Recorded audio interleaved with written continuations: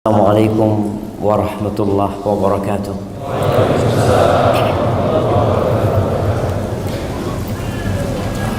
Jamaah, nggak bisa nambah orang di masjid ini. Udah disuruh berdiri nggak mereka? Belum. Antum nggak lihat yang berdiri di luar sana kepanasan? Nah, apa diperbolehkan masuk? Yang di luar?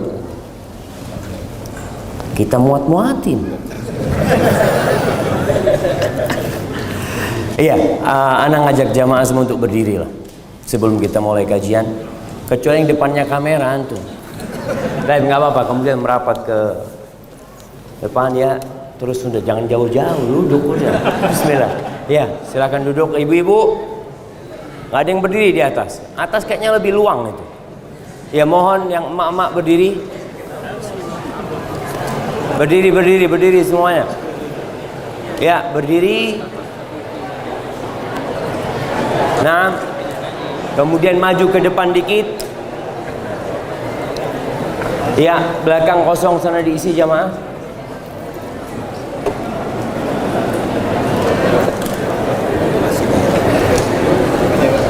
Masya Allah. Kabur kemana? Pada maju. Baik, yang ada tempat kosong angkat tangan supaya temennya bisa duduk di sana. Nah, tuh. Sebelah sana. Iya, yang mak-mak udah duduk, nggak usah foto-foto, mak-mak sibuk. Nah, yang udah maju udah duduk.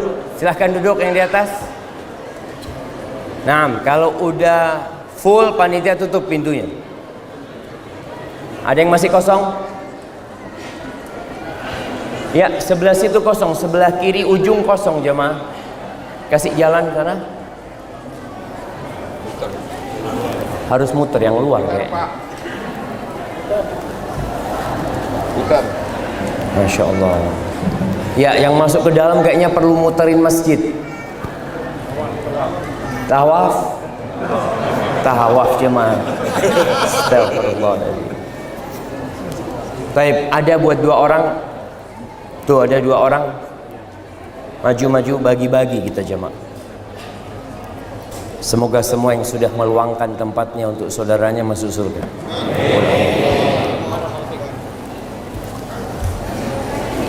Baik. Udah habis.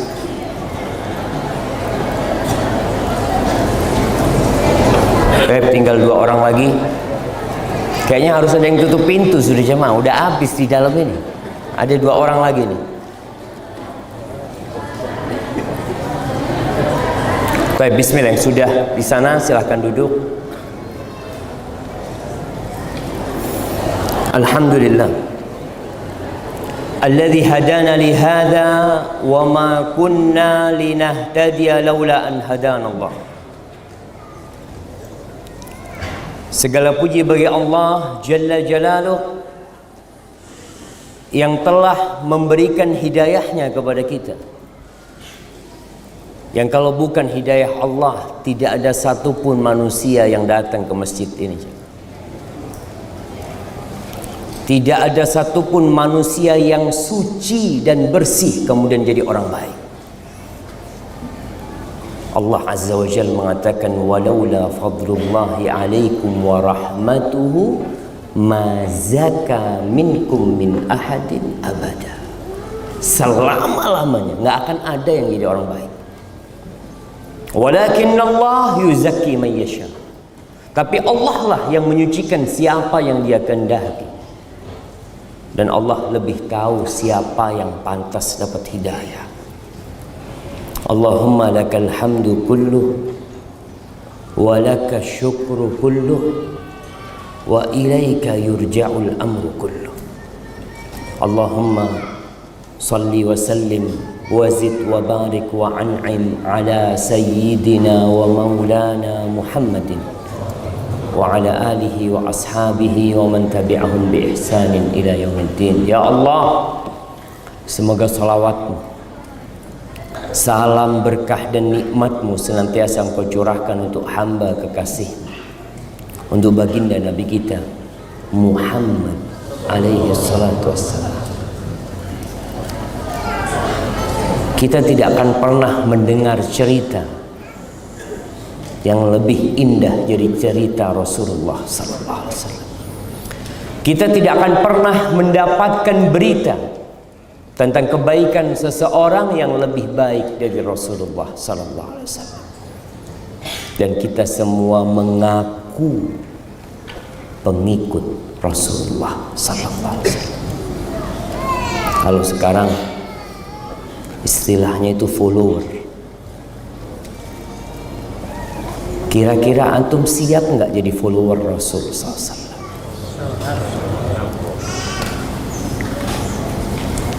Antum harus susah. Antum harus siap meninggalkan sedikit kenikmatan dunia untuk berjuang menegakkan agama Allah. Dan banyak orang yang pandai berbicara, tapi tatkala dihadapkan kepada jalan-jalan menuju Allah, berat buat dia. Kalau hari ini kita berbincang tentang sedikit kenikmatan dunia, tadi ana masuk tempat ini, ana lihat rumah-rumah yang indah. Sebagian mungkin rumahnya tidak di sini, tapi dalam hati berpikir, ya Allah, besar banget rumahnya. Emangnya siapa yang tinggal? Pembantu. Iya. Ada banyak rumah yang menghuni cuma pembantu dan tukang kebun. Besar rumahnya aja. Ana pernah jalan di sebuah daerah, betul-betul ana lihat, ya Allah, ini bukan di Indonesia ini. Tapi teman yang antar di mobil mengatakan, Ustaz, tenang Ustaz, ini rumahnya pembantu, nggak ada isinya, nggak ada pemiliknya. Kemana? Wallahu a'lam. Dia punya banyak rumah, tapi sayang tubuhnya hanya satu. Dia tidak bisa gunakan dalam satu waktu untuk tinggal di 7 rumah. Bisa jemaah. Anak punya 7 rumah, separuh kaki anak di rumah sana, tangan anak. Berbincang tentang kenikmatan dunia, mau tidak mau antum suka sama dunia. Siapa yang tidak cinta sama dunia? Nak kasih hadiah. Ada yang tidak suka sama dunia? Allah sudah menanamkan fitrah itu di hati kita, yang kita nggak bisa untuk menghilangkannya. Di surat Ali Imran ayat 14 Allah mengatakan, zuyyina linnas hubbus syahawat minan nisa wal banin wal qanatiril muqantara minadh dhahabi wal fidda wal khaylil musawwamati wal an'ami wal harth dzalika mata'ul hayatid dunya wallahu 'indahu husnul ma'ab. Kata Allah, dicintakan, dihiasi di dalam jiwa manusia cinta syahwat.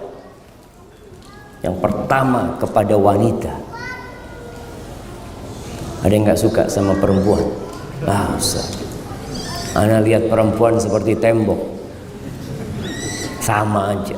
Oh, antum harus masuk rumah sakit. Nah, kalau ada orang yang kayak gitu jamaah, jangan dibilang, oh suci orang ini, bukan, sakit orang ini.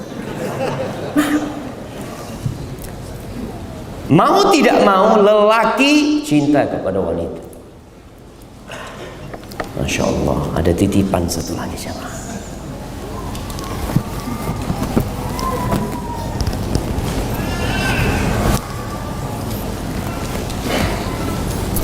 Sudah dicintakan. Wal banin, cinta kepada anak. Bahkan kalau antum jadi orang kaya, punya rumah besar, tapi nggak ada anaknya, ada yang kurang dalam kehidupan ini. Apa yang kurang? Jantung antum belum lengkap. Kata Allah, al-mal wal banun zinatul hayatid dunya. Allahu Akbar jamaah.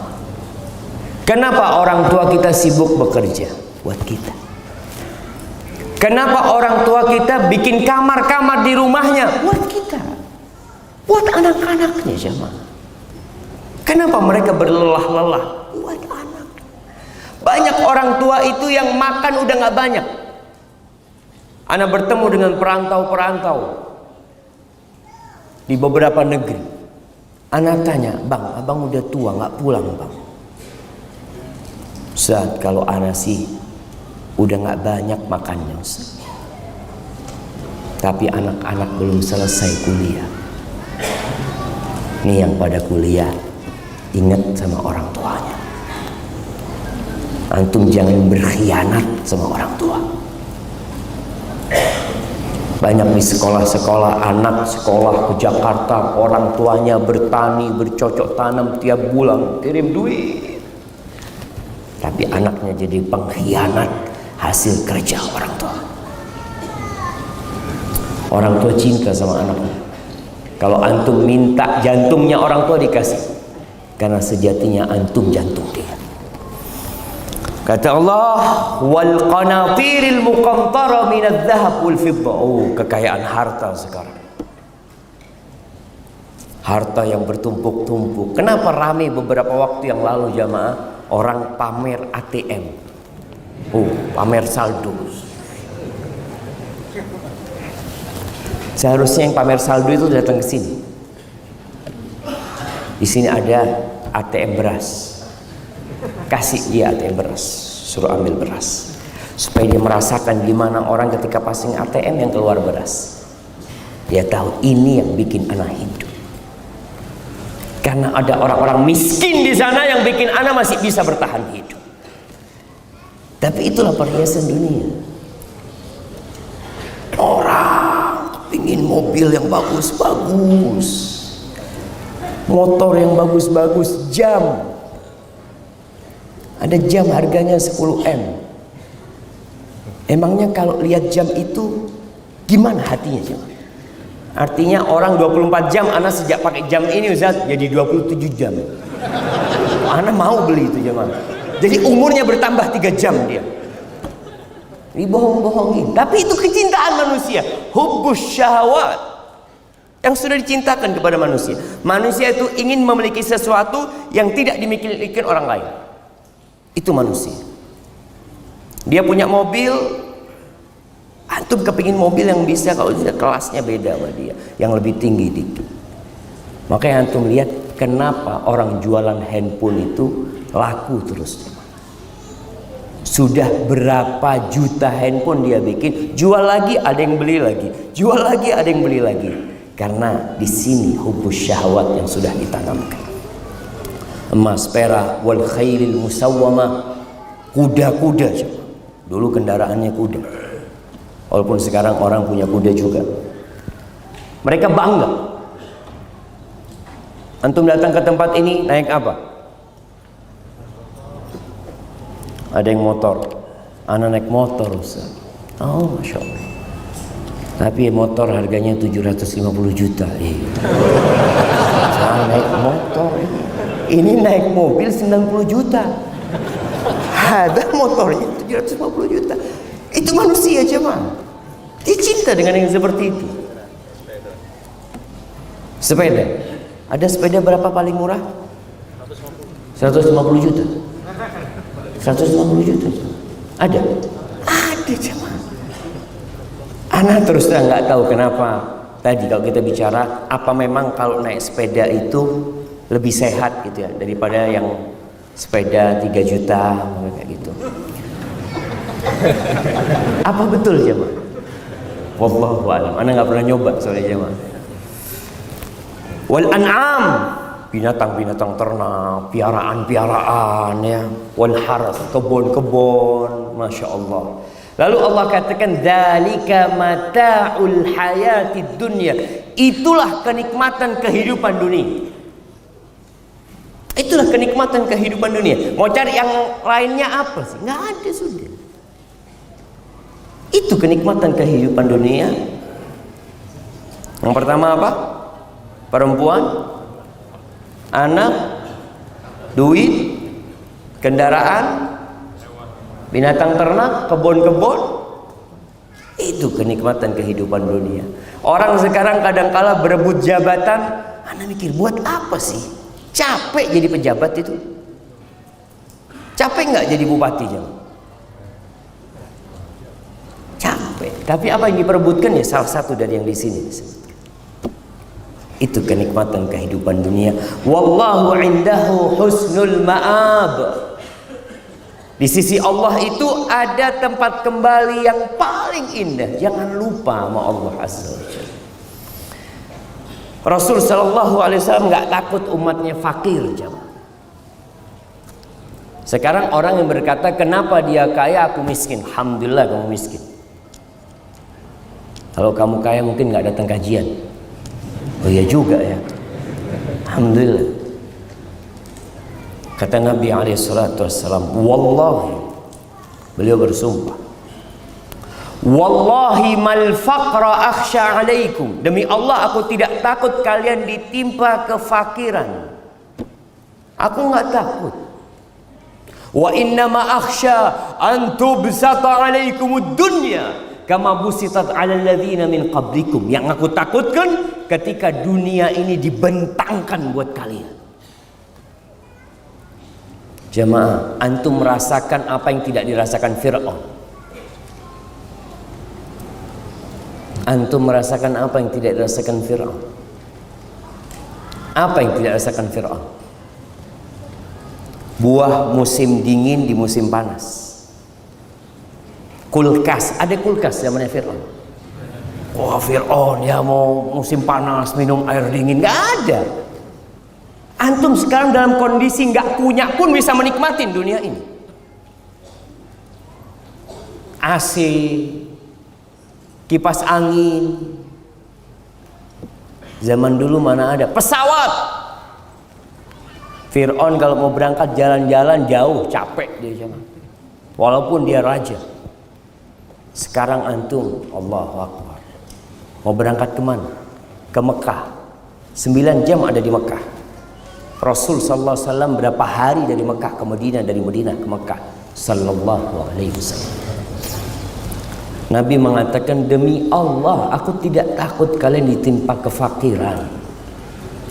Yang aku takutkan ketika dunia dibentangkan untuk kalian. Apa yang akan terjadi? Fatanafasuha kama tanafasuha. Kalian akan berlomba-lomba, bersaing untuk mendapatkannya. Sebagaimana orang-orang sebelum kalian bersaing untuk mendapatkannya. Kemudian hasilnya apa? Semuanya binasa. Gak ada yang berhasil. Karena memang bumi ini bukan tempat bersenang-senang. Rasul SAW pernah mengatakan, jemaah, la taqumus sa'ah, kiamat tidak akan terjadi. Kapan kiamat terjadi? Anak kasih hadiah yang bisa jawab. Nah, Masya Allah, betul, fadl. Kapan kiamat terjadi? Hari Jumat. Hari Jumat. Jumat kapan? Allahu a'lam, itu urusannya Allah. Tapi kan Nabi nyebutkan hari Jumat kiamat akan terjadi. Maka hari yang termulia adalah hari Jumat. Tapi kita sedih ketika hari Jumat orang tua tidak bisa berangkat ke masjid bersama anak-anaknya. Nggak bisa dia ngajarin anaknya dengerin khutbah Jumat. Nggak bisa pulang Jumat dia ngajarin istrinya tuh tadi. Khotibnya mengatakan ini dan itu. Karena kita sibuk bekerja di hari Jumat. Kata Nabi SAW, la taqumus sa'ah. Masya Allah. Antum mau berdiri sampai kapan di sana? Sampai kiamat. Nah, nggak apa-apa. Kalau antum mau berdiri nggak apa-apa. Ada masalah. Lebih besar mana pahalanya jamaah? Yang duduk apa yang berdiri? Yang berdiri telat datangnya. Sahih. Kadang-kala antum pikir yang duduk di sini, anak tadi datang jam 7, sudah ada yang duduk jamaah jam 7. Insyaallah. Antum datangnya telat mah berdiri. Dia pikir udah show pahalanya lebih besar. Allah. Ya Allah yang ngitung pahalanya buat antum insyaallah. Tapi kiamat tidak akan berdiri. Tidak akan terjadi, tidak akan bangkit hatta yahsiral furat an jabalin min dhahab. Sampai sungai Efrat itu mengering dan muncul gunung emas. Sekarang gunung emas yang masih diperebutkan di mana? Di Freeport. Nanti di sana akan muncul.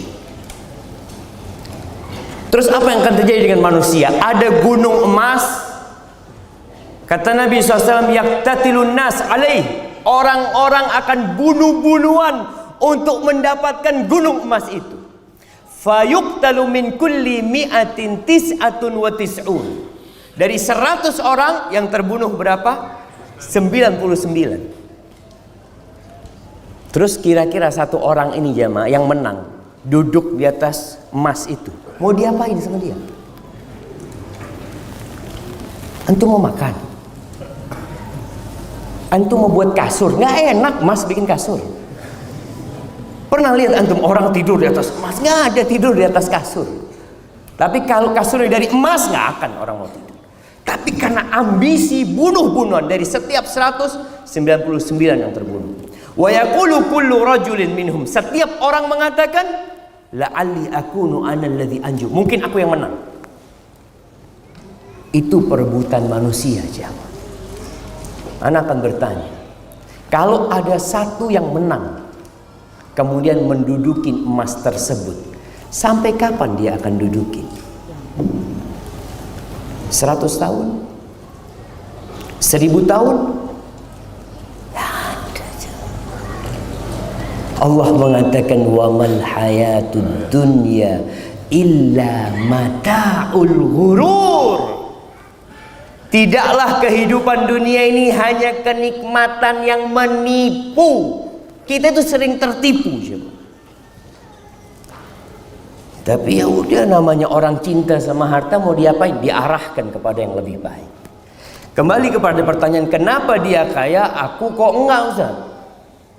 Apa hikmah dari semua itu? Kalau kita memandang kepada diri kita, maka kita ingin kitanya yang kaya. Ya kalau bisa ya, sering pertanyaan dilontarkan, lebih baik yang mana? Kaya bersyukur atau miskin bersabar? Antum mau jadi yang mana? Kaya bersyukur antum maunya. Enggak Ustaz, soalnya kalau kaya bersyukur bisa bangun masjid. Antum mau kaya aja, itu lainnya itu kadang-kala jamaah. Karena orang berpikir kalau kaya dia lebih nyaman hidupnya, lebih dihormatin, lebih dihargain. Ahibati fillah, Allah Azza wa Jalla melihat kepada kehidupan ini dari semua sisi. Kita melihat dari sisi kita saja. Ilmu manusia itu terbatas.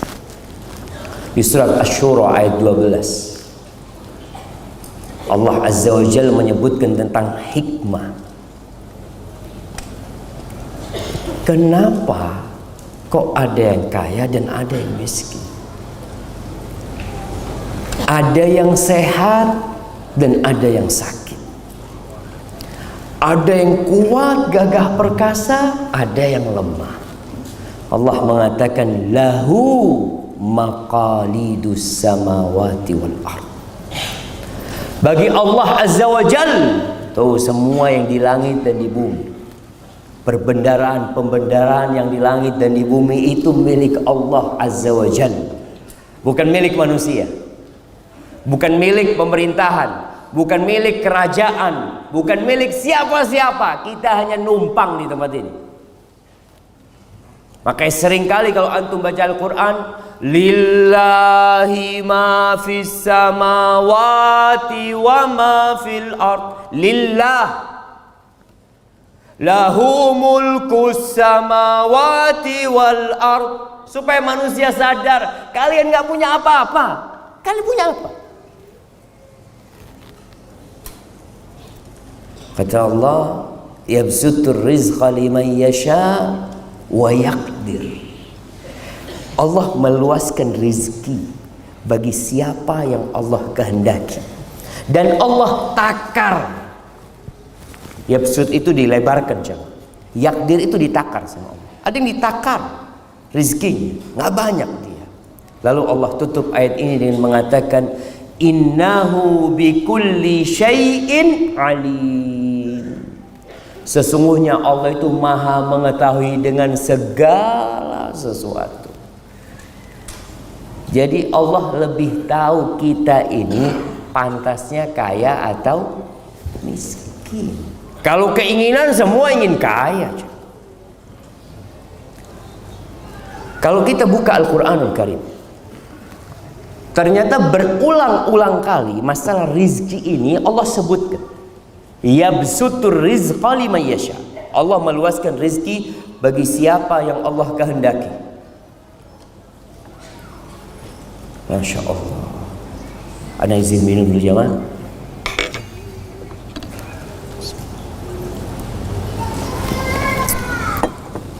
Antum seharusnya kasihkan ustadznya pegang.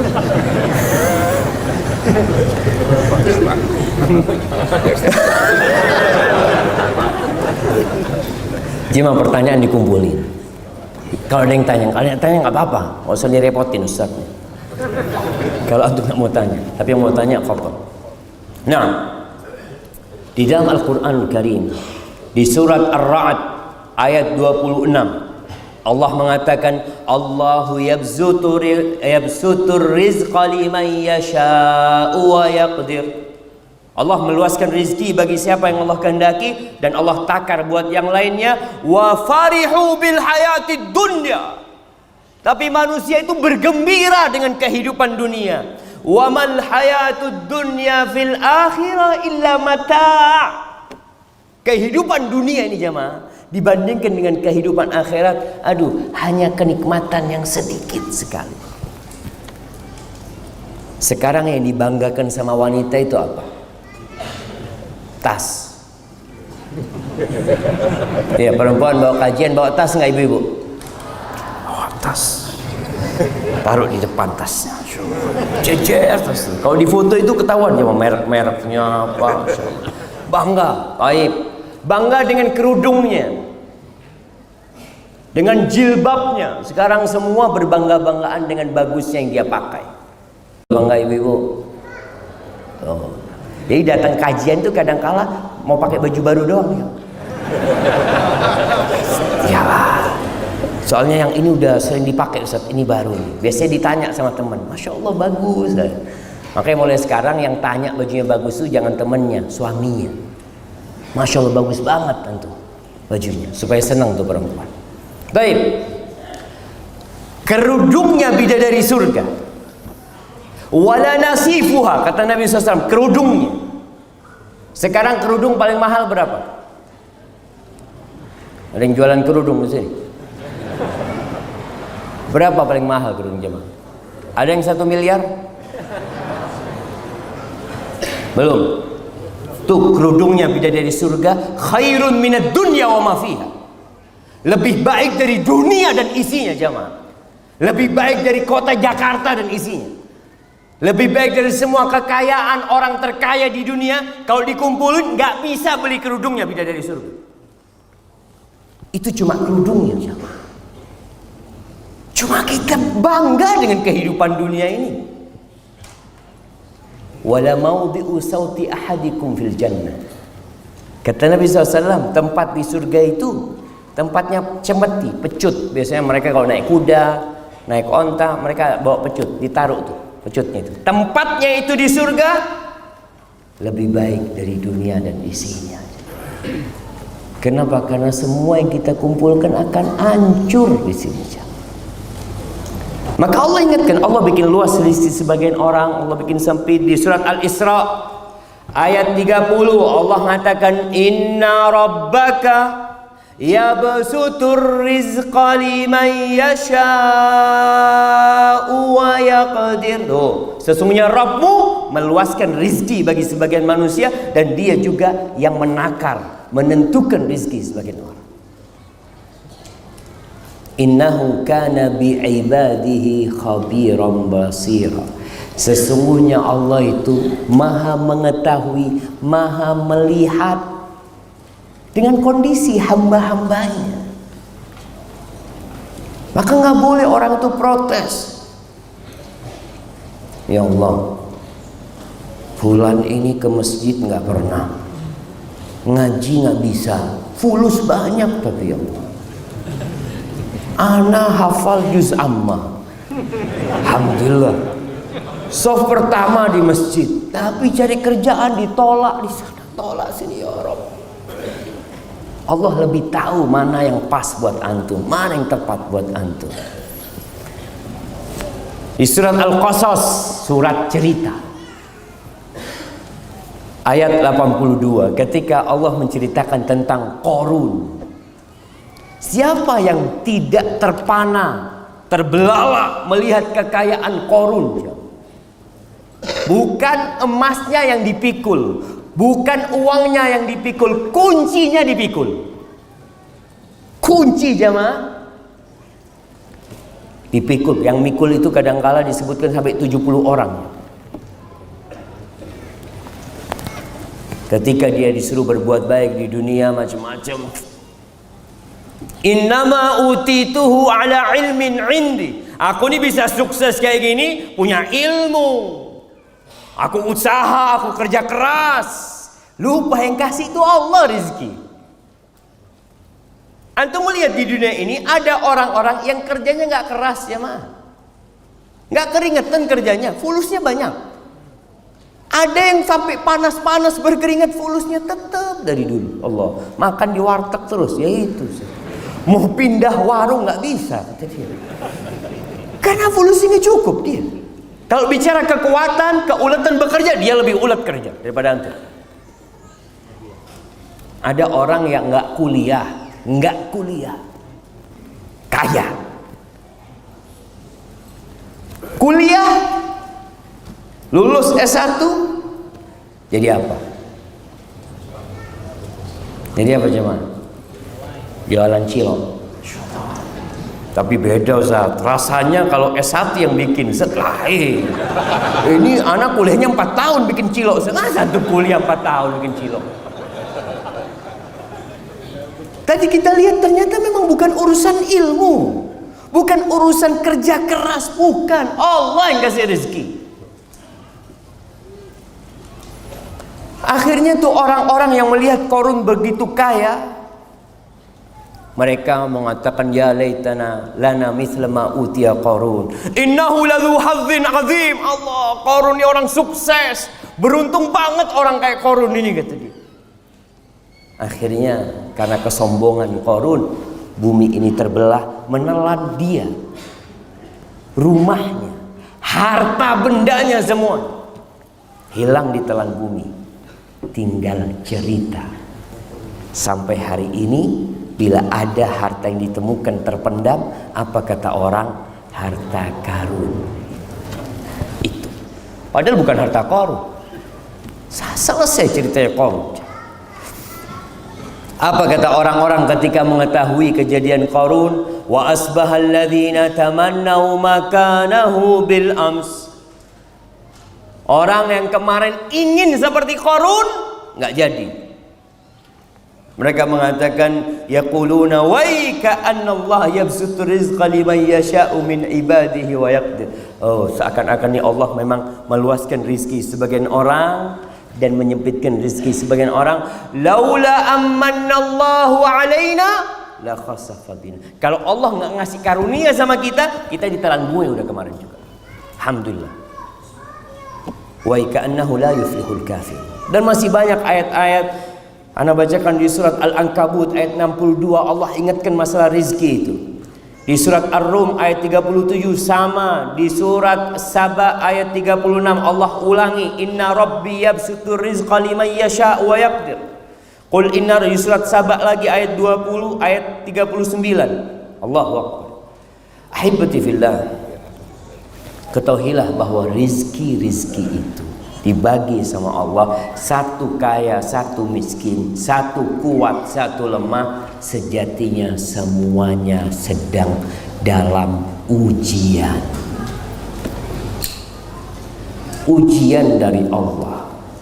Luasnya rizki bukan tanda cinta Allah kepada hambanya.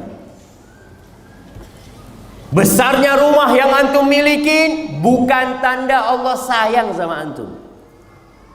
Karena ada orang yang kemudian berpikir, Anda bertemu dengan beberapa orang, dia mengatakan, Ustaz, alhamdulillah Ustaz, rezeki Anda semakin luas.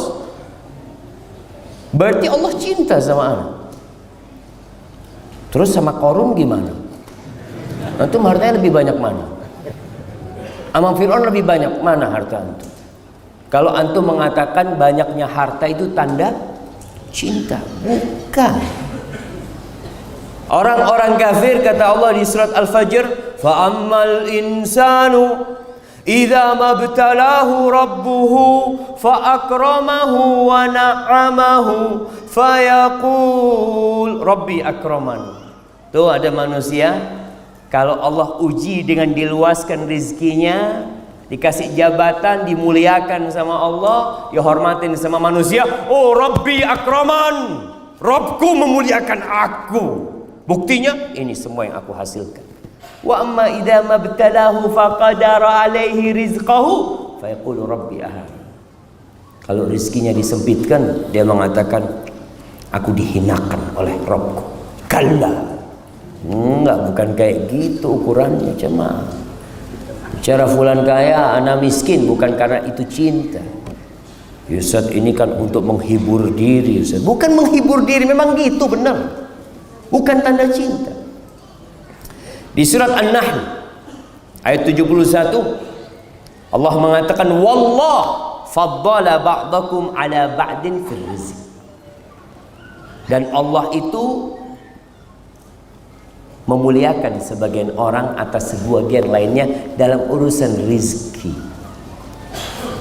supaya tampak mana yang bersyukur dan mana yang bersabar.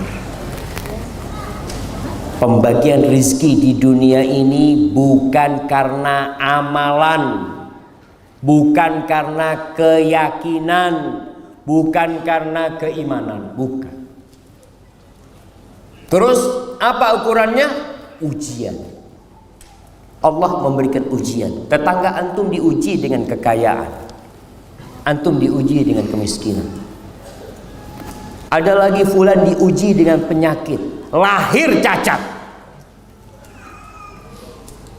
kakinya satu, diuji Allah Subhanahu wa ta'ala.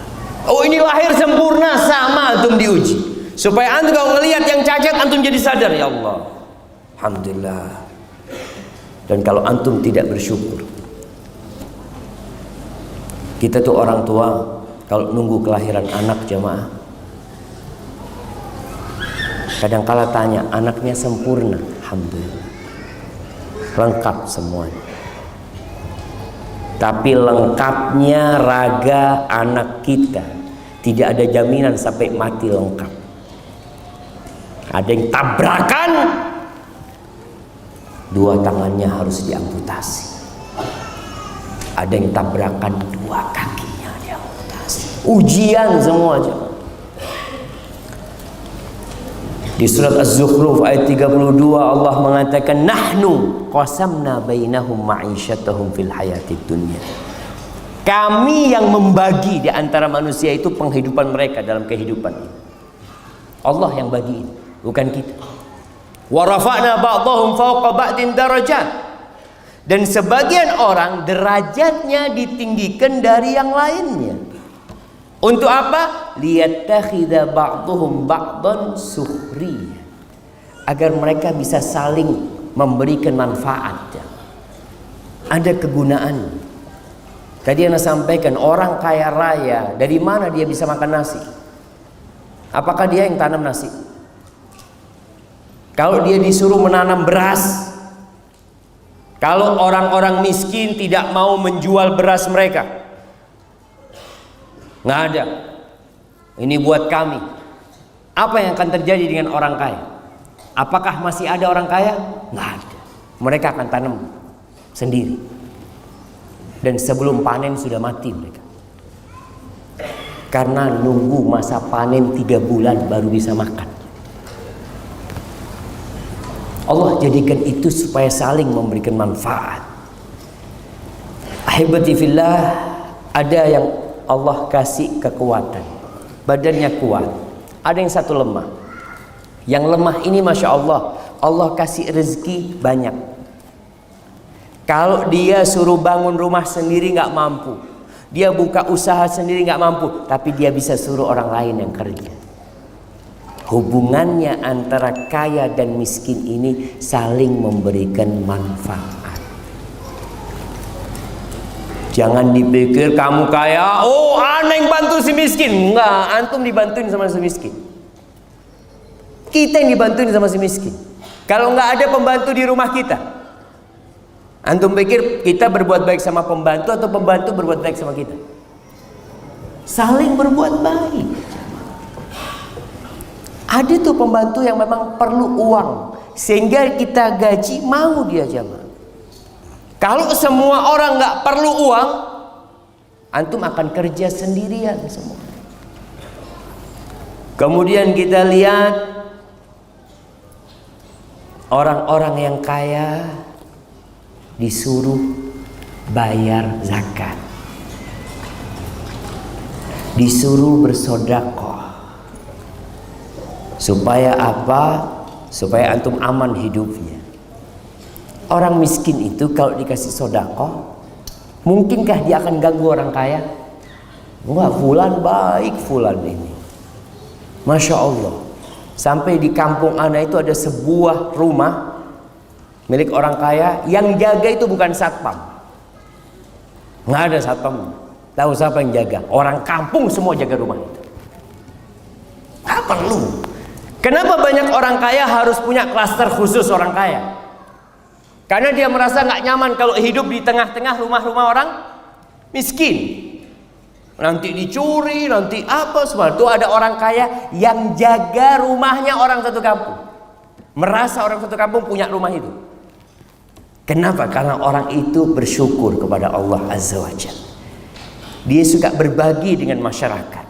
Sehingga masyarakat itu kalau ngelihat tuh orang kaya dapat rezeki, satu kampung berbahagia aja. Kenapa? Kebagian dia gitu. Sekarang kan enggak. Orang kaya mau dihabisin sendiri tuh duitnya. Subhanallah. Mau dibawa kemana tuh fulus? Maka disuruh bayar zakat, kasih sedekah. Sedekah itu kata Allah, khudh min amwalihim shadaqatan tutahhiruhum wa tuzakkihim biha. Ambil dari harta mereka. Nabi disuruh ngambil sedekah, zakat dari harta mereka. Apa tujuannya? Menyucikan hati mereka. Supaya antum tidak berpikir mau hidup selama-lamanya di dunia. Makanya dikatakan sedekah itu burhan. Sedekah itu bukti keimanan, bukti beriman dengan hari akhir. Antum ketika sedekah, sekali lagi, ketika sedekah jangan merasa antum berbuat baik sama orang lain. Antum sedang berbuat baik sama diri sendiri. Sedekah itu balik ke siapa sih? Ke anak-anak yang perlu sama sedekah ini. Gimana kalau antum kasih sedekah lalu orang itu tolak? Enggak, anak nggak perlu sama sedekah, anak cukup. Datang ke sana, enggak, afwan, ya Allah mau dikemanakan fulusnya? Maka adanya orang-orang miskin untuk menyucikan jiwa antum, untuk menjadikan antum jadi orang baik. Jamaah rahimakumullah, bagi yang miskin, jangan suka mendongak ke atas. Orang kalau jalan melihat ke atas, ya kanan kiri, nggak tahu kalau ada lubang di depannya.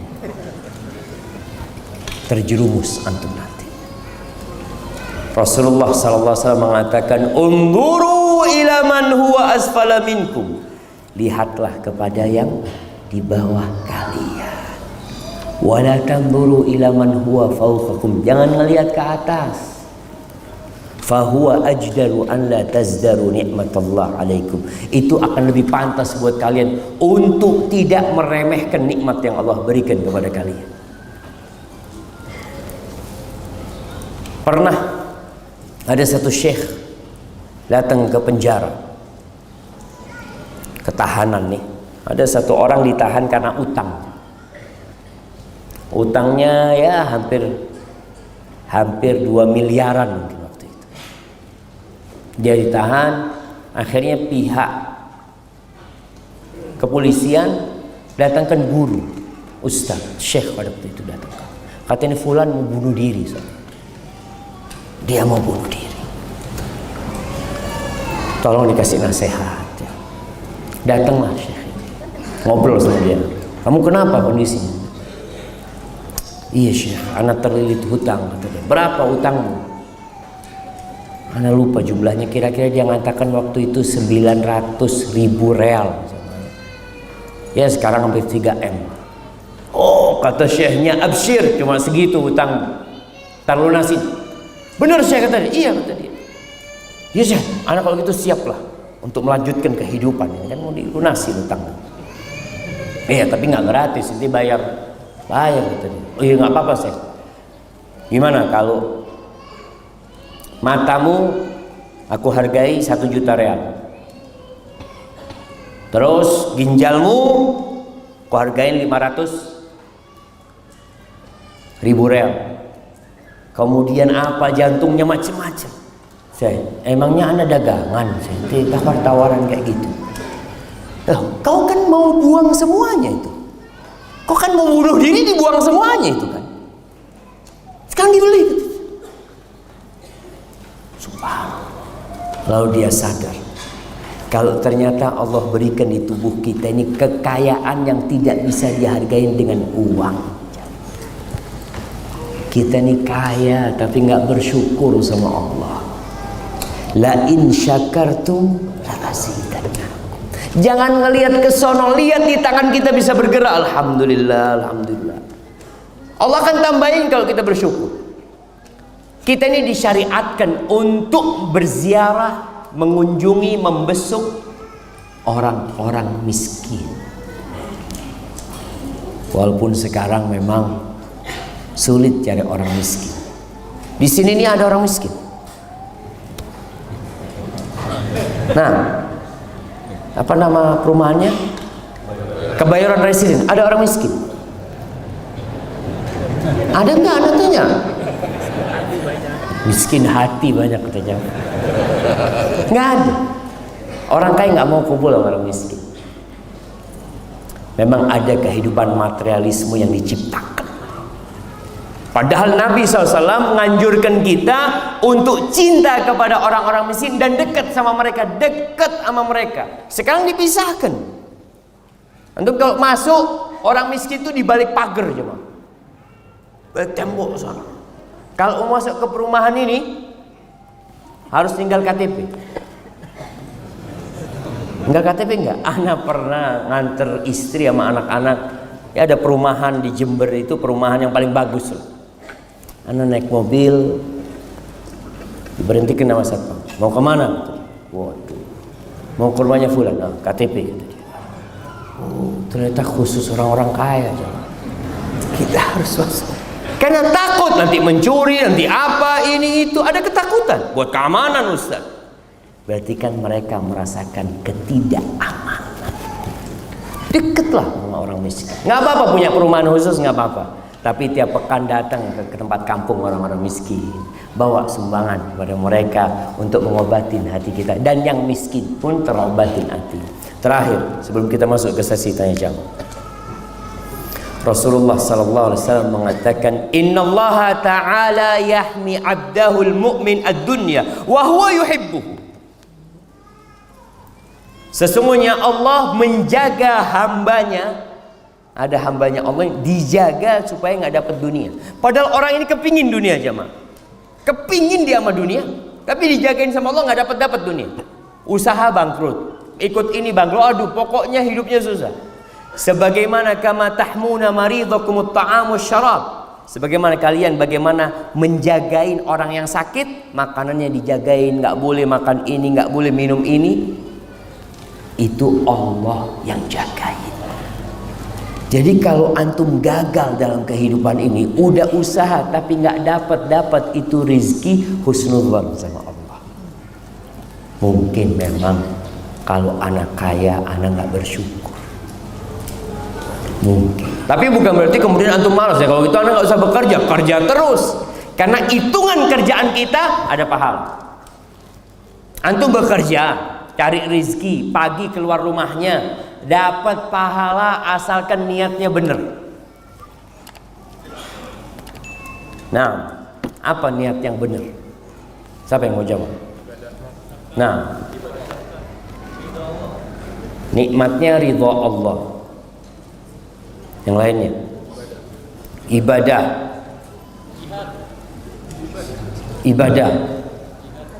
jihad lillahi ta'ala. Sama aja antum lillahi ta'ala. Nah, nafkahin keluarga, kirim ke belakang sana. Antum jihad, ibadah, ngasih nafkah keluarga. Antum bekerja ngasih nafkah keluarga, jemaah. Itu bernilai ibadah. Bernilai ibadah, itu yang kita bicarakan. Rasul SAW mengatakan, ini pernah kejadian di masa Nabi SAW. Ada seorang pemuda gagah perkasa, kerja, dia cari duit. Para sahabat mengatakan kepada Nabi SAW, ya Rasulullah, andai kata kekuatan dia, gagahnya fisik dia itu di jalan Allah, ya ini untuk berperang di jalan Allah, pasti akan lebih manfaat gitu. Lau kana fi sabilillah, Masya Allah, sayang banget nih, badan kayak gini, semangat kayak gini, kalau cuma cari duit. Maka Nabi SAW meluruskan pemahaman para sahabat ini. In kana kharaja yas'a ala abawaini syaikhaini kabirain, kalau dia keluar bekerja untuk memberikan nafkah kepada dua orang tua dia yang sudah sepuh, fahuwa fi sabilillah, maka dia terhitung fi sabilillah. Wa in kana kharaja yas'a ala auladin lahu sighar, kalau dia keluar rumah bekerja untuk kasih makan anak-anaknya yang kecil, fahuwa fi sabilillah, dia di jalan Allah.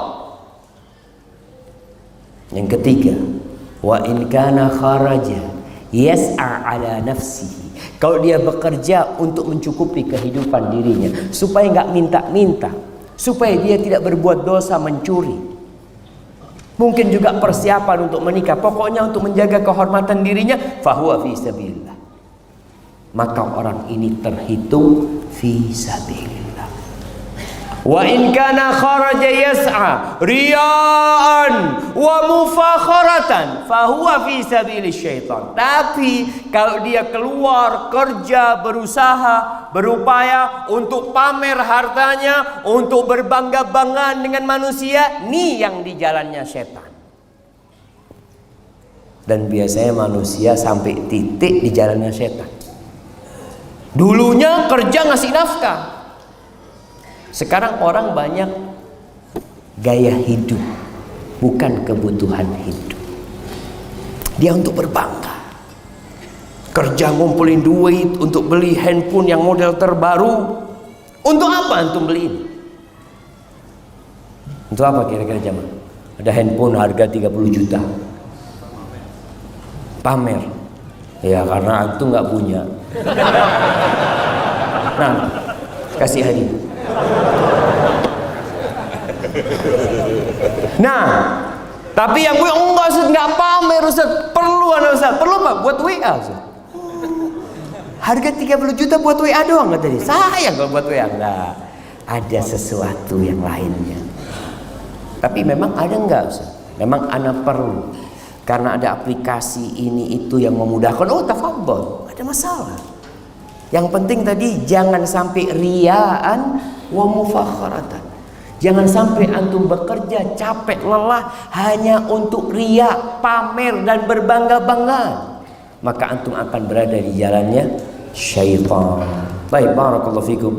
Kita masuk ke sesi tanya jawab jamaah. Nah, tafadhol. Yang mana pertanyaannya?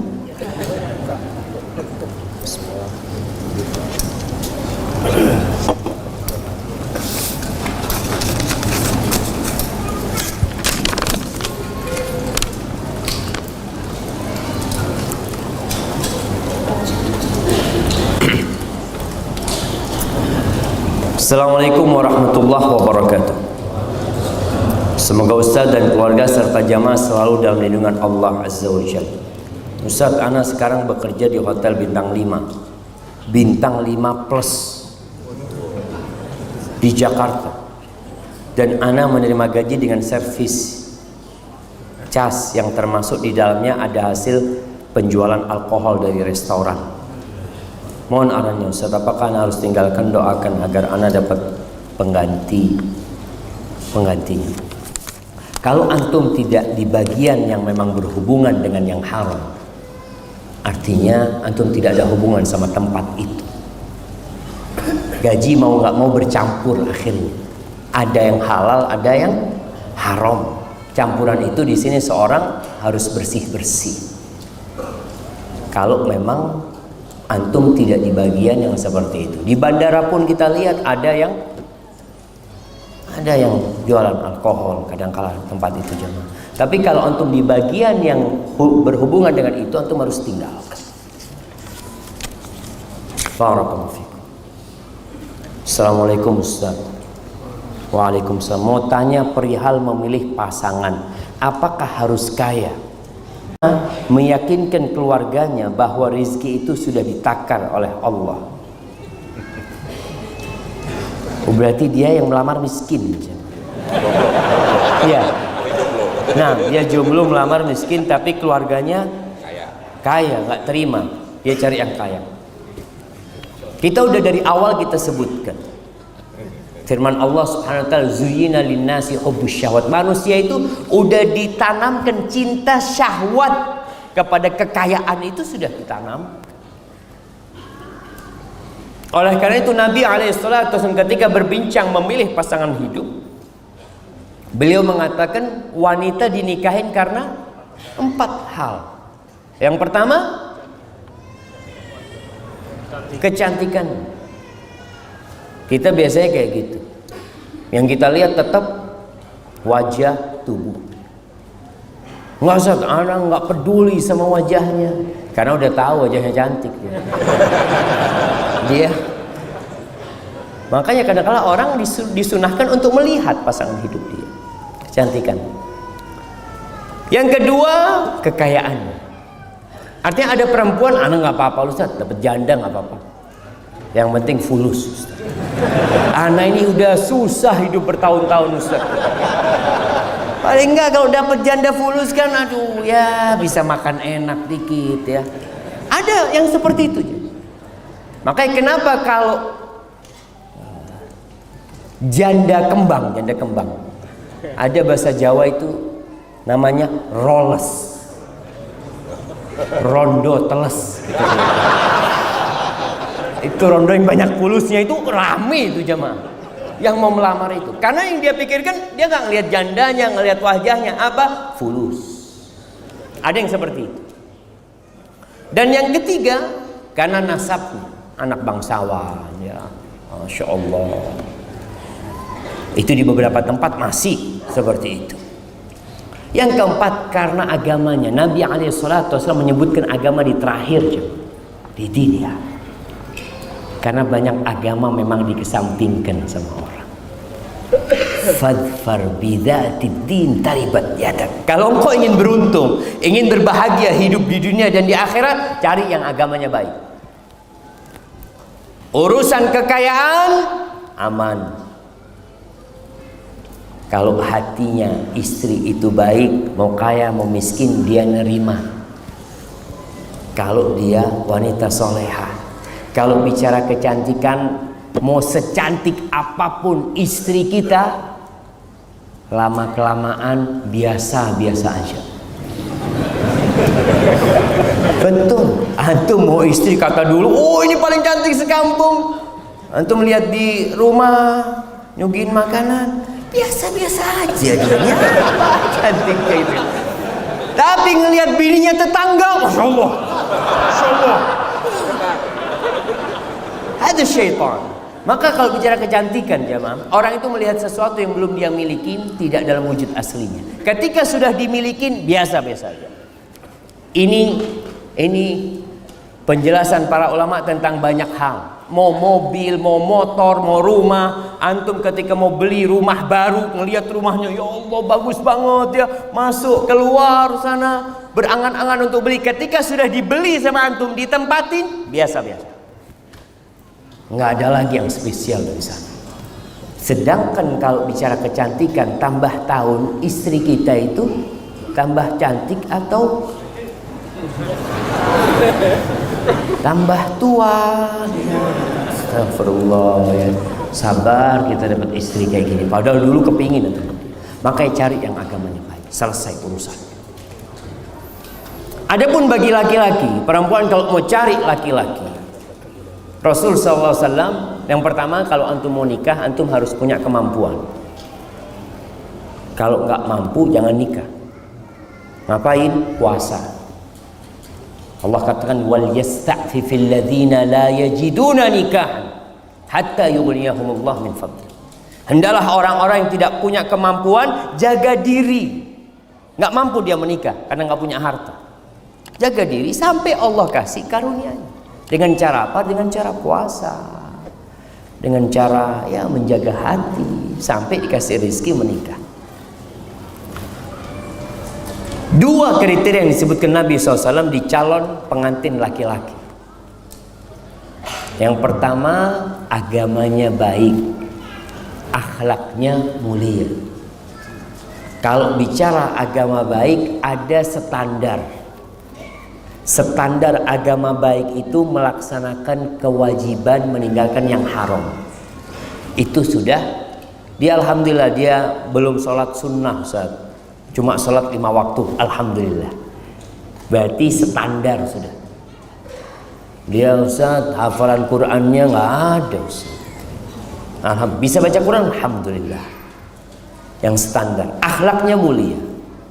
Insya Allah itu sudah cukup. Bahkan Nabi SAW mewanti-wanti jangan sampai ditolak.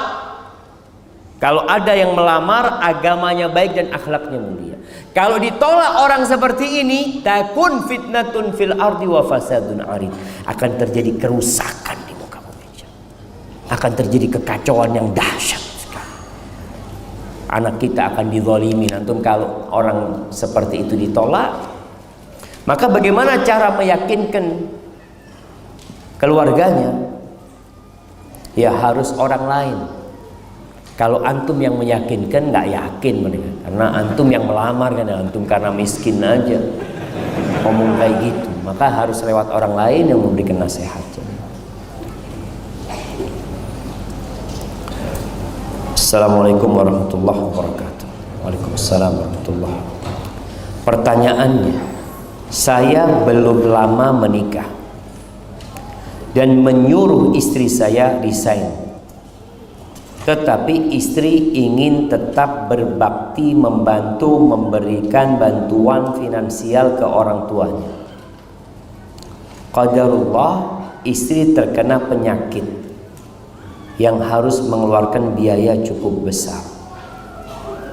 Namun dari kejadian ini, istri tetap ingin memberikan bantuan finansial ke orang tuanya. Mohon nasihatnya Ustaz. Apakah anak tetap memberikan izin untuk tetap memperbolehkan istri memberikan bantuan ke orang tuanya atau tidak? Sedangkan dari kejadian ini anak khawatir terhadap finansial keluarga. Takut tidak bisa memberikan hak-hak kepada istri, anak-anak dan orang tua saya. Syukran jazakumullah khair. Jamaah rahimakumullah. Anak laki dan perempuan itu berbeda. Antum yang belum menikah, ketika punya anak perempuan nanti, atau sekarang yang sudah punya anak perempuan, mendidik anak perempuan ini istimewa. Kalau antum punya 2 anak perempuan, dididik dengan baik, disekolahkan, dirawat, kemudian dinikahkan, tuh anak jadi penyelamat antum dari api neraka. Karena setelah antum menikahkan perempuan itu, antum nggak dapat apa-apa lagi. Seakan-akan hasil kerja antum membesarkan anak itu habis. Beda sama anak laki. Anak laki tetap harus memberikan nafkah kepada orang tuanya. Anak perempuannya enggak, engkau harus nurut sama suamimu, hidup sama suamimu, udah cukup. Engkau bahagia, orang tua bahagia. Tapi orang tua banyak yang nggak paham itu. Banyak orang tua menyekolahkan anaknya dengan harapan anak perempuannya nanti membalas budi orang tuanya, ngasih ke orang tuanya. Seperti anak laki, enggak sama.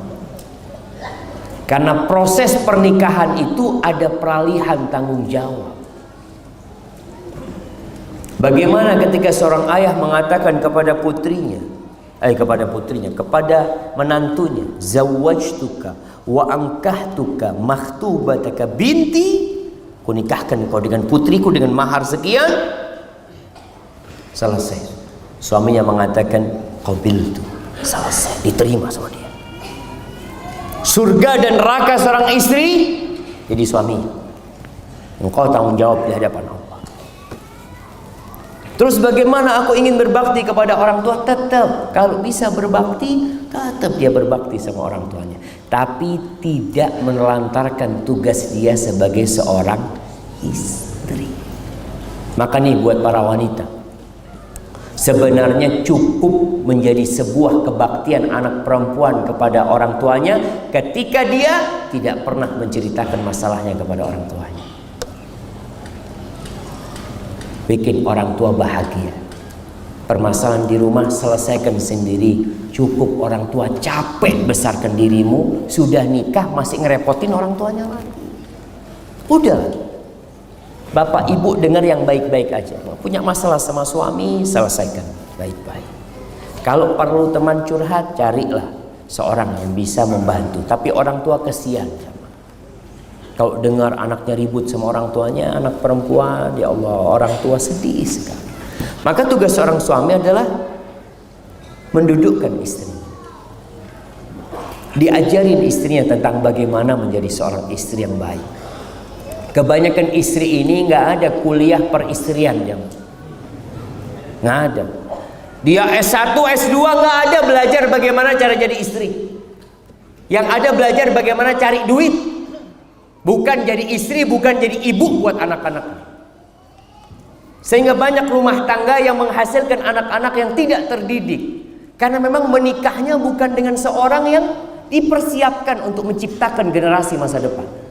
Maka jangan dianggap remeh ibu rumah tangga. Anak usul, pekerjaan ibu rumah tangga ditiadakan, diganti. Ganti apa jemaah? Pencetak generasi masa depan. Kerjanya itu nih, bukan kasih makan sama anaknya, bukan. Anak mencetak generasi masa depan. Soalnya orang memandang ibu rumah tangga, oh ibu rumah tangga nggak kerja ya, nggak kerja. 24 jam mana kerja? Bilang nggak kerja. Karena mereka berpikir kerja itu yang menghasilkan uang. Wallahi jamaah, kalau antum harus gaji istri antum dengan pekerjaan dia mendidik anak antum, nggak cukup semua gaji antum untuk dia.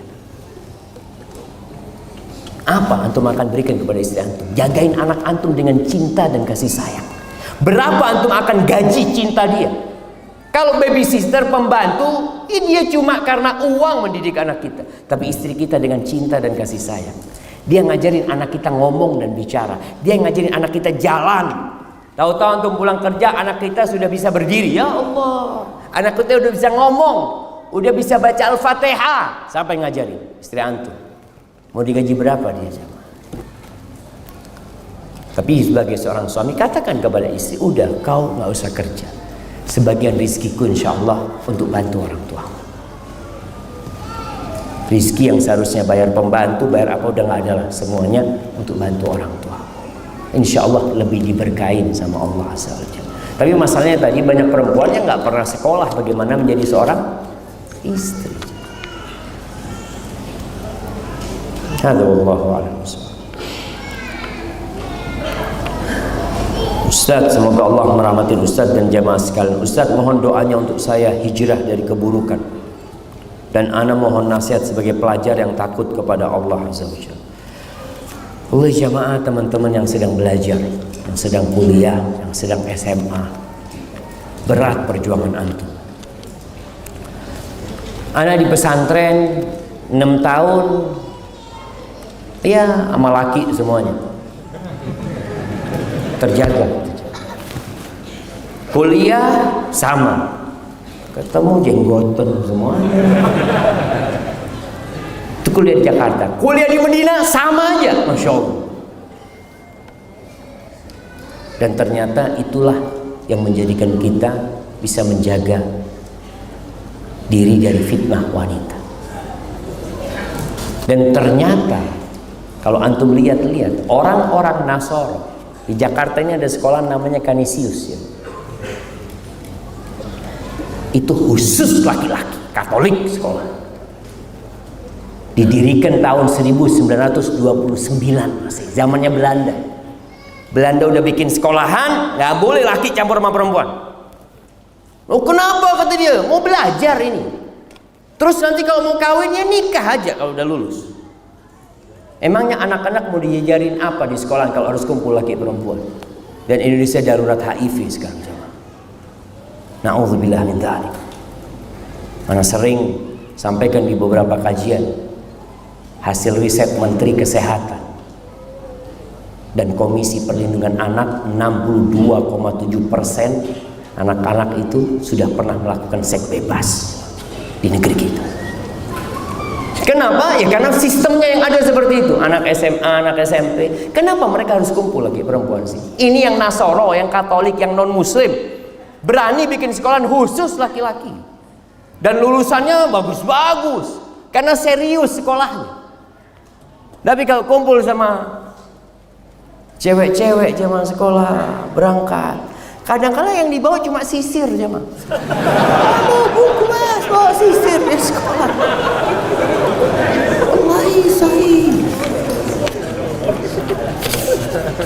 Maka memang harus sabar. Tapi ke depan insya Allah. Di Malaysia ada teman Malaysia cerita, Ustaz di tempat kita ada sekolah yang dibangun Inggris, Ustaz. Inggris yang bangun tempat kita tahun 1904 apakah dia katakan khusus laki-laki. Inggris bikin itu jamaah. Subhanallah. Karena mereka tahu sekolah harus serius, harus belajar. Perempuan ini goda, laki juga goda. Coba ketika perempuan sekolahnya semua perempuan, serius nggak dia belajar? Serius, mau ngapain? Nggak ada yang mau digodain. Laki-laki seperti itu. Tapi yang ya mudah-mudahan ke depan lah. Karena tujuannya kita membangun negeri kita untuk menjadikannya lebih baik. Bagaimana caranya? Ya ada studi banding. Islam dari dulu udah ngajarin gitu. Itu orang dipelajari bagaimana Islam membangun sebuah peradaban. Barakallahu fikum.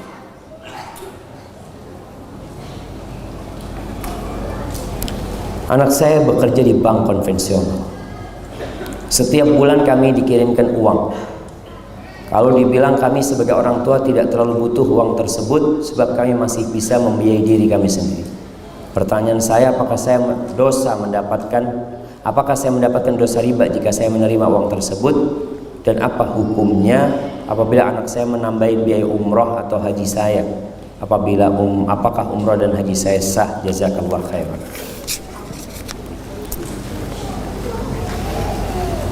Ana pernah bertemu dengan GM-nya Hotel Hilton di Mekah. Namanya Ibrahim Al-Fatih. Dia cerita, ana sekolah di Amerika kata dia. Pulang kerja di bank konvensional, bank apa namanya kata. Suatu hari kata dia, ana ngundang keluarga makan bersama, keluarganya ibu. Datanglah saudaranya ibu. Ngobrol-ngobrol, setelah itu tanya, Kerja di mana kamu? Wah, anak kerja di bank, gaji sekian. Dia gajinya waktu itu cerita sama anak 11.000 real. Baru masuk dia 11.000 real gitu. Kira-kira ya 40 jutaan lah gaji dia. Setelah dengar itu pamannya ini pas waktu makan dia nggak mau makan. Aduh nggak, anak udah kenyang kata dia. Paman ini masalah kata dia. Panggil ibunya, ibu, ini paman nggak mau makan kata dia.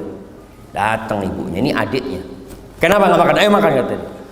Enggak ini, kenapa nggak makan kata dia. Nggak seperti biasanya.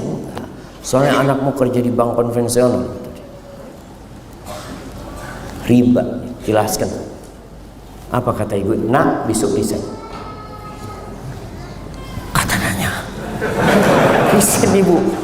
Kata dia, ya anak sama ibu. Iya ibu, selesai. Besok resign. Anak resign mikir mau kerja apa? Kata dia, 11.000 real.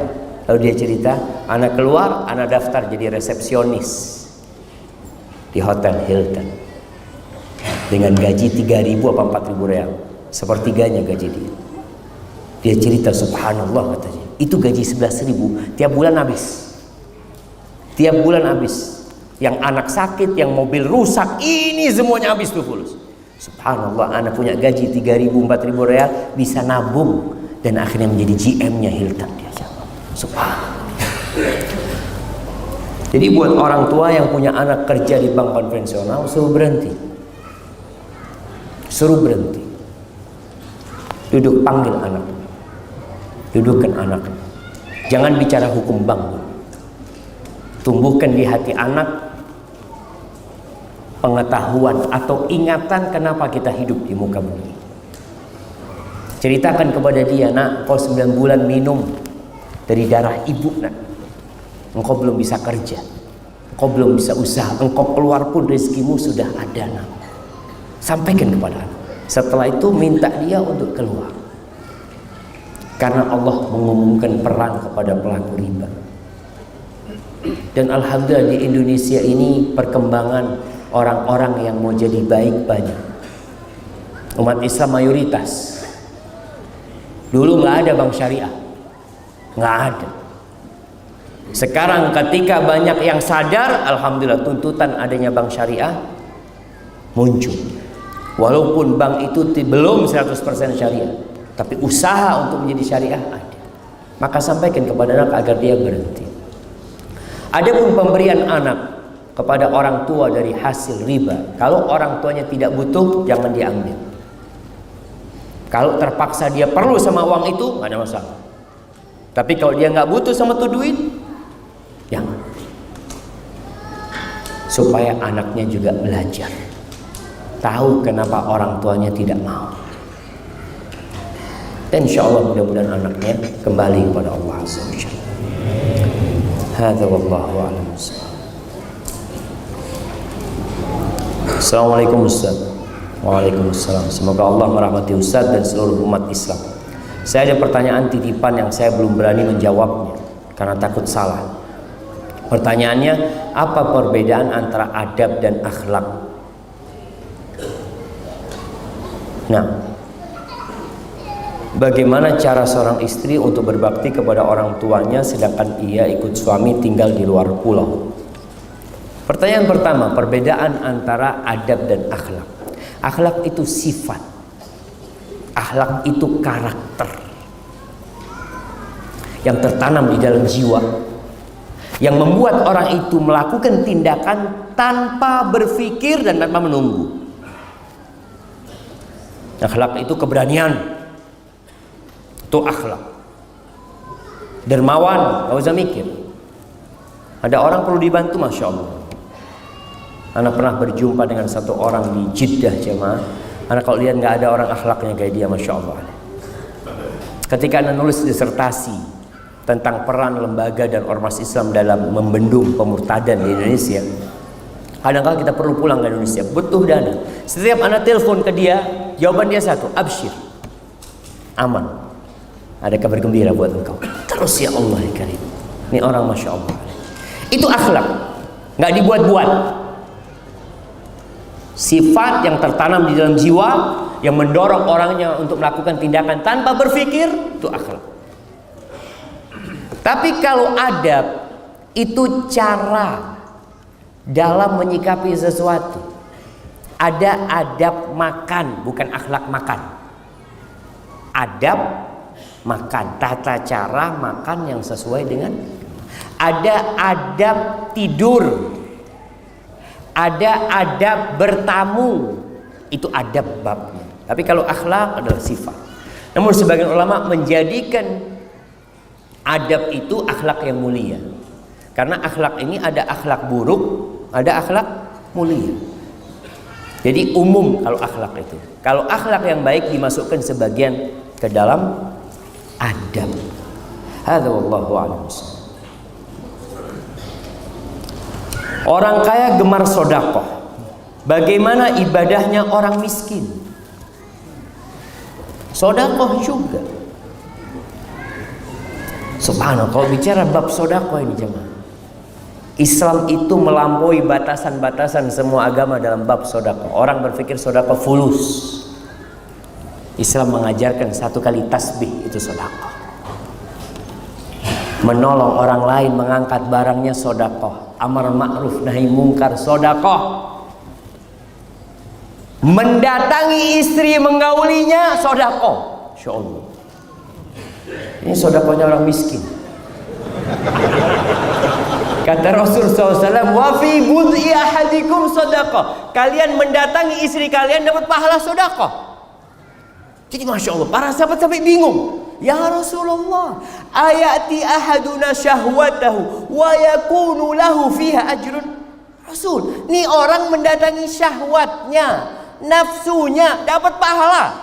Kata bingung para sahabat. Ara'aita law wada'ahu fi haramin akana alaihi wizr. Menurut kamu gimana kalau syahwatnya itu ditaruh di yang haram, dosa nggak dia? Ya dosa lah. Kalau ditaruh yang di halal, maka istri nggak boleh nolak sedekahnya.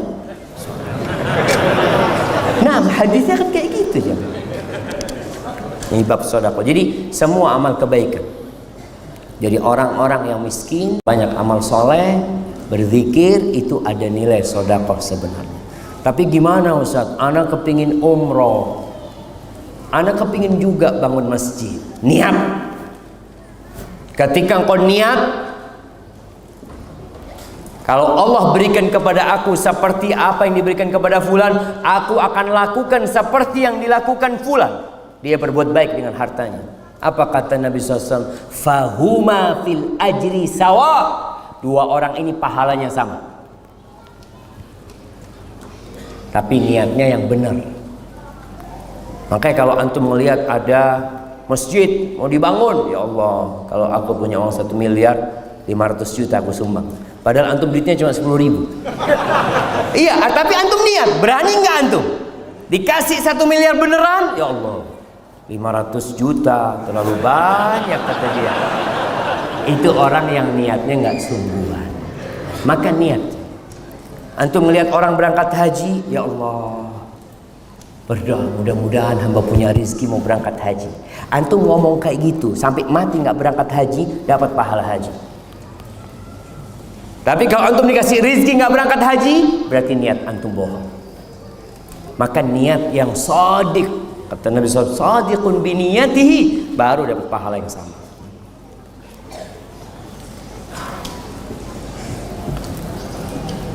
Assalamualaikum Ustaz. Waalaikumsalam. Sudah bertahun-tahun saya bekerja di bank konvensional. Sejak Agustus lalu saya memutuskan untuk resign. Tapi saya tidak memberitahu orang tua dan istri saya. Karena sebelum mengajukan resign, saya sudah bilang ke mereka bahaya riba. Tapi mereka tidak mempedulikan bahaya riba. Dan kini saya setiap hari nge-grab car tanpa diketahui orang tua dan istri saya. Mohon tanggapannya Ustaz. Jazakallahu khairan. Jamaah rahimakumullah. Allah mengatakan, "Walladzina jahadu fina lanahdiyannahum subula wa innallaha lama'al muhsinin." Dan orang-orang yang bersungguh-sungguh berjuang mencari keridhaan kami di jalan kami, pasti kami, kata Allah, kami tunjukin jalan-jalan kami. Allah itu bersama orang-orang yang suka berbuat baik. Ini orang Masya Allah, dia berani mengambil resiko itu. Tapi satu sisi dia tidak ingin menyakitin orang tuanya, menyakitin istrinya. Antum perlahan-lahan tetap berdakwah kepada orang tua. Tunjukkan akhlak yang mulia. Dan kalau antum hijrah, antum akan diuji dan dicoba sama Allah. Ingat kisah Ashabul Ukhdud. Bagaimana kisah Ghulam ketika dia berhasil melempar itu binatang dan kemudian menyingkir binatang tersebut sehingga orang bisa jalan. Kata pendetanya, ya Ghulam, engkau akan diuji, engkau akan diuji, dan persiapkan menghadapi ujian itu. Apa yang perlu dipersiapkan? Perbanyak baca hasbiyallah wa ni'mal wakil. Cukup Allah buat aku, Allah sebaik-baiknya penolong. Itu ucapan yang diucapkan oleh Nabi Ibrahim alaihissalam. Ketika Nabi Ibrahim dilemparkan dari alat pelontar menuju kepada api, karena kaumnya membuat api yang begitu besar sehingga mereka pun tidak bisa mendekati api tersebut. Akhirnya mereka bikin alat pelontar. Ketika dalam pelontaran itu Nabi Ibrahim, jemaah, Nabi Ibrahim ditelanjangin sama kaum. Antum lihat ujian Nabi Ibrahim begitu dahsyatnya. Ditelanjangin sama kaumnya, dilemparkan ke api. Datang malaikat Jibril menawarkan pertolongan. Alaka ilayya hajah, Ibrahim, kau perlu bantuanku?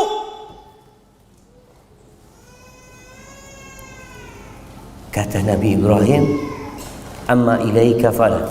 Kalau sama kau, aku nggak ada perlu. Ini tingkat tauhid keimanan seorang nabi. Engkau makhluk sama aku makhluk. Engkau tidak akan bisa berbuat kecuali yang Allah kasih izin. Amma ilallah fana. Tapi sama Allah, aku perlu bantuan Allah sekarang. Lalu Nabi Ibrahim mengatakan, hasbi Allah wa ni'mal wakil. Apa yang terjadi? Allah kirimkan hujan es? Tidak. Allah kirimkan angin yang mematikan itu api? La. Allah Rabbul Alamin. Allah itu Tuhannya api. Allah hanya mengatakan kepada api, ya nar, kuni bardan wa salaman ala Ibrahim. Wahai api, jadilah engkau sejuk dan keselamatan buat Ibrahim. Selesai diuji Nabi Ibrahim selamat. Nanti istrinya diuji dengan istrinya yang nggak punya anak bertahun-tahun. Nabi istrinya nggak punya anak bertahun-tahun. Sampai seperti itu. Punya anak nggak boleh ngelihat anaknya. Nabi Ibrahim punya anak, anaknya suruh taruh di Mekah. Bertahun-tahun, puluhan tahun baru melihat Ismail dalam gendongan Yesus, bawa ke Mekah, tinggal di sana. Nggak ada siapa-siapa di sana, jemaah. Lihat ketika orang bergantung sama Allah. Itu istrinya Nabi Ibrahim, Hajar, berkata kepada Nabi Ibrahim, ditaruh di sana, ditinggalin air satu wadah sama kurma. Nabi Ibrahim balik, kata istrinya, ya Ibrahim, ila man takiluna, kamu titipkan kami kepada siapa di sini? Nabi Ibrahim diam. Dia jalan dengan kendaraan, nggak noleh, nggak tega Nabi Ibrahim. Ditanya lagi sama istri, ya Ibrahim, engkau titipkan kami kepada siapa? Terus Nabi Ibrahim jawab. Yang ketiga kalinya istrinya sadar, kayaknya pertanyaannya ana yang salah. Maka dia rubah pertanyaannya, ya Ibrahim, Allahu amaraka bihada. Apakah Allah yang memerintahkan kepadamu untuk melakukan ini? Kata Nabi Ibrahim. Kata istrinya, silahkan kau pergi. Allah tidak akan melantarkan kita di tempat ini. Silahkan kau pergi. Tapi butuh perjuangan, jemaah. Antum pikir istrinya Nabi Ibrahim diam duduk-duduk di sana? Ketika air sudah habis, susunya udah kering, kurma juga sudah habis, Ismail menangis, ditinggal sama ibu. Aku akan cari air. Dia percaya sama Allah, tetap ada usaha. Dan kita akan diuji. Jadi buat teman-teman yang hijrah, sabar. Antum ujiannya tidak sebesar ujian tukang sihirnya Fir'aun. Tukang sihirnya Fir'aun itu pagi hari masih musyrik, sore hari sudah beriman dan disalib di pohon-pohon kurma. Dibantai sama Fir'aun. Ribuan jumlah mereka. Jadi kalau antum cuma kehilangan pekerjaan, kehilangan mobil, kadangkala ada yang harus kehilangan orang tuanya, kehilangan istrinya. Perjuangan para sahabat yang hijrah itu jamaah, diusir sama orang tuanya. Nabi Ibrahim itu kehilangan bapaknya. Dia cinta sama bapak, tapi kata bapaknya, ya Ibrahim, la illam tantahi la arjumannak. Ibrahim, kalau kau nggak berhenti ngasih nasihat aku akan lemparin engkau dengan batu. Wah, jurni mania. Sana kau pergi, tinggalkan aku sendiri. Subhanallah, gimana anak diusir sama orang tuanya. Tapi Nabi Ibrahim tetap berusaha baik sama orang tuanya. Maka buat teman-teman yang hijrah, hendaklah bersabar.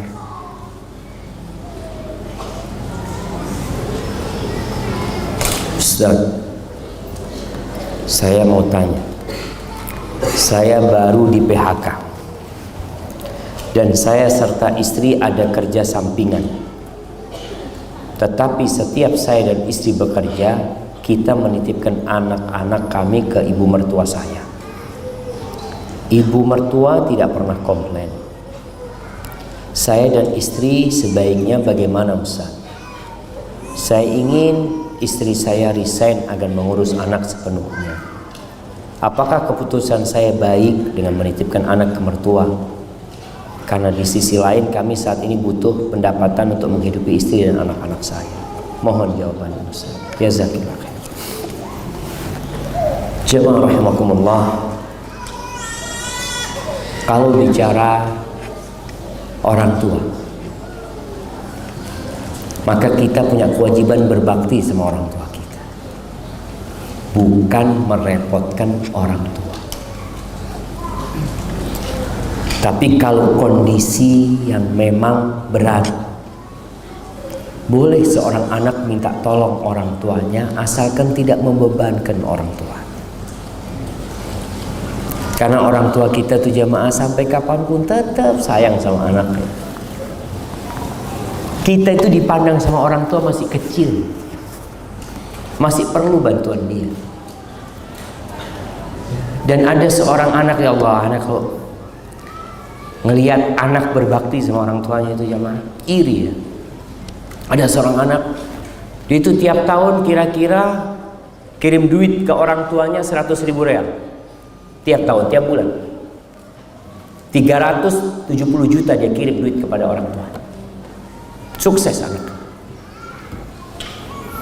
Tapi kalau dia berangkat ke rumah orang tuanya, dia nggak bawa duit. Dia nggak bawa duit. Dia memang sengaja anak tinggal dompet apa anak tinggal. Kadang-kala belanja sama ibunya ke supermarket, sampai supermarket, Umi, anak nggak bawa fulus Umi. Kata Uminya, absyir, tenang, pakai duitnya Umi. Dia ingin supaya dia tetap kecil, dia perlu sama ibunya. Dan Allah mengingatkan kita supaya kita itu ingat kalau kita ini masih kecil. Di hadapan orang tua kita tetap anak pangkatnya. Maka Allah suruh kita berdoa, apa doanya? Wa qur rabbirhamhuma kama rabbayani shaghira. Ya Allah, rahmatin keduanya sebagaimana mereka merawat aku ketika kecil. Sampai antum tua tetap doanya itu. Supaya ingat kita kecil. Maka antum kalau bisa tidak merepotin mertua. Udah tua, udah capek, dia udah kasih anaknya sama antum, antum repotin mertua. Kalau istri bisa resign, itu akan lebih baik. Resign dari pekerjaan bukan berarti perempuan tidak bekerja. Alhamdulillah banyak pekerjaan yang bisa dilakukan. Tetap bergantung sama Allah SWT. Jangan pernah bergantung kepada pekerjaan kita. Yang kasih rizki itu bukan bos kita, bukan perusahaan kita. Yang kasih rizki itu Allah Jalla Jalla. Tapi kita tetap berusaha.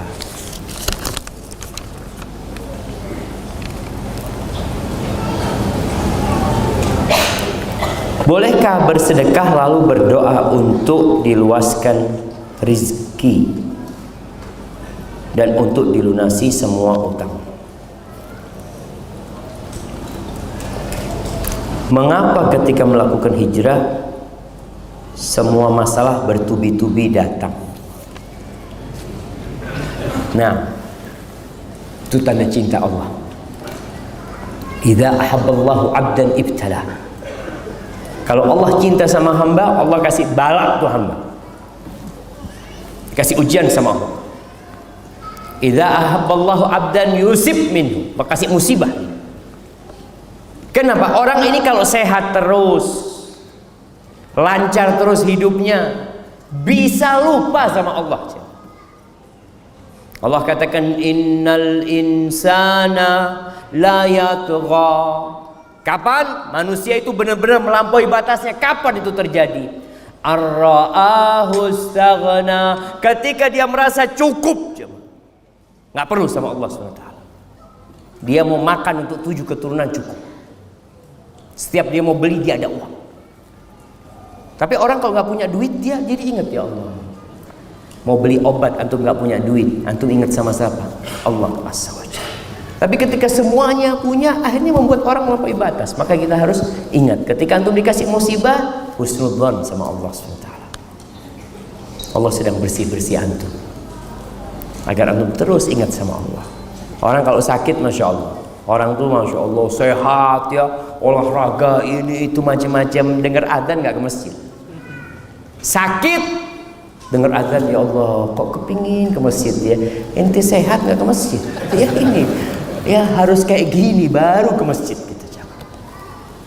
Maka sabar lagi, sampaikan kata Nabi SAW, ma u'tiya ahadun ata'an awsa' minas sabr. Tidak ada hamba yang dikasih karunia sama Allah yang lebih luas dari kesabaran.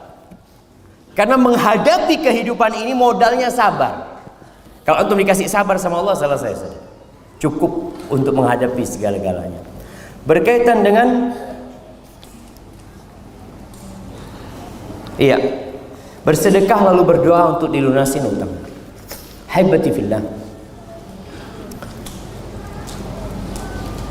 kita beramal untuk mengharapkan keridhaan Allah SWT, untuk mengharapkan perjumpaan dengan Allah hari akhir, bukan mengharapkan dunia. Orang yang beramal lillahi ta'ala dan berharap akhirat, maka Allah akan berikan semua keindahan sama dia. Kalau orang bersedekah, dia lillahi ta'ala, tidak riya, tapi dia berharap balasan dunia, maka dikasih balasan dunia. Kalau dikasih dunia, akhirat la syai' lahu, nggak ada, karena dia memang tidak berharap sesuatu di akhirat. Tapi boleh, karena memang kata Nabi SAW, dawu mardakum bisadaqah, obatin orang sakit di antara kalian dengan sedekah. Tapi kalau tujuannya cuma ingin sembuh, nggak ingin akhirat, ya sudah, antum dapat sembuh doang, nggak dapat akhirat. Kenapa? Memang nggak minta antum. Antum mintanya kan dunia. Antum sedekah mintanya apa? Minta dilipat gandakan, dikasih sama Allah. Minta supaya bisa melunasi utang, utangnya terlunasi. Tapi antum tidak minta akhirat. Terus gimana Ustaz? Kalau beribadah dengan tadi, memai sedekah contohnya, ana berharap akhirat dan berharap dunia. Ya, nggak sempurna yang di akhirat karena sudah diminta sebagian di dunia. Tapi boleh. Namun tadi usahakan kita lillahi ta'ala. Ketika seorang sahabat sedekah bawa 1 ekor onta dengan pelananya lengkap, ana ketika membaca hadis ini ana nggak paham kenapa kok memang dijelaskan dengan pelana yang lengkap. Ternyata harga pelana itu mahal. Kalau sekarang pelananya kuda puluhan juta kadang-kala. Allahu Akbar. Ini sahabat datang dengan onta pelananya lengkap, siap untuk berjihad di jalan Allah. Bukan onta kosongan, enggak. Lalu dia mengatakan, ya Rasulullah, hadhihi fi sabilillah, ini di jalan Allah. Apa kata Nabi SAW? Laka biha yaumal qiyamah, engkau akan mendapatkan dengan sedekahmu ini pada hari kiamat sab'umi'a naqah, 700 ekor onta, semuanya pakai pelana. Kapan jamaah? Yaumul qiyamah. Tapi orang mikir apa nggak bisa sebagiannya di dunia gitu, dari dunia. Antum dikasih dunia, di akhirat nggak dapat nanti. Maka niatkan lillahi ta'ala dan minta akhirat. Minta akhirat. Tapi kalau memang disuruh sama Nabi SAW ada pahala dunianya, kita boleh. Tapi nanti akhirat nggak dapat apa-apa. Atau sebagian pahalanya sudah diambil di dunia ini. Baik, ini pertanyaan terakhir jemaah. Ustaz, apakah orang miskin lebih mudah masuk surga daripada orang kaya? Lebih mudah. Kalau ini belum tentu. Tapi kalau orang miskin masuk surga lebih dulu dari orang kaya, artinya dua ini, kaya miskin sama-sama divonis masuk surga. Tapi orang miskin masuk surga lebih dulu dari orang kaya, iya. Tapi kalau dibicarakan lebih mudah, enggak juga. Sama-sama ujian. Ada orang miskin enggak bersabar. Dia selalu mengeluh. Kenapa aku miskin? Kenapa dia kaya? Bisa jadi enggak masuk surga. Orang-orang miskin, kata Nabi SAW, yadkhulu fuqara'ul muhajirin. Orang-orang miskin, fakirnya orang-orang muhajirin itu masuk surga lebih dulu daripada orang-orang kaya 500 tahun ya. Orang miskin udah di surga, orang kaya masih belum selesai urusan. Antum mau jadi orang kaya, orang miskin? Tetap antum mau jadi orang kaya kan? Itu fitnahnya dunia. Tetap mau jadi orang kaya. Ini masuk surga lebih dulu. Kalau mau jadi orang kaya nggak apa-apa. Tapi masuk surga tanpa hisab, tanpa adab. Jadi antum masuk duluan juga. Tapi kalau masih harus, Masya Allah, mati lampu.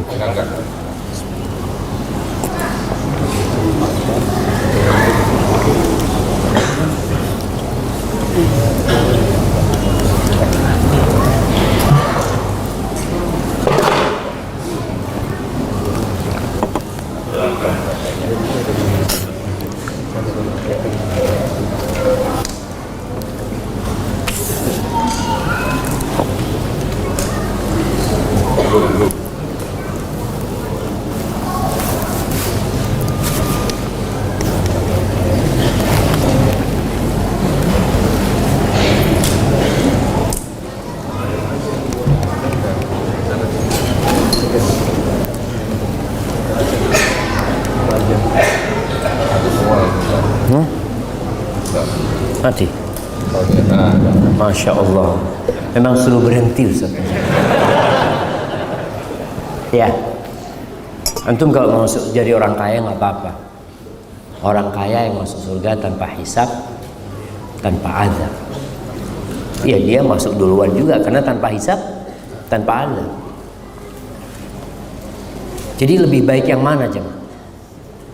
Kaya bersyukur atau miskin bersabar?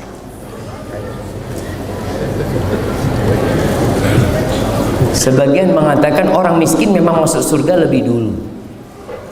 Tapi orang kaya mungkin terlambat masuk surganya. Tapi surga itu kan tingkatannya banyak. Ada mi'ah darajat, ada 100 derajat.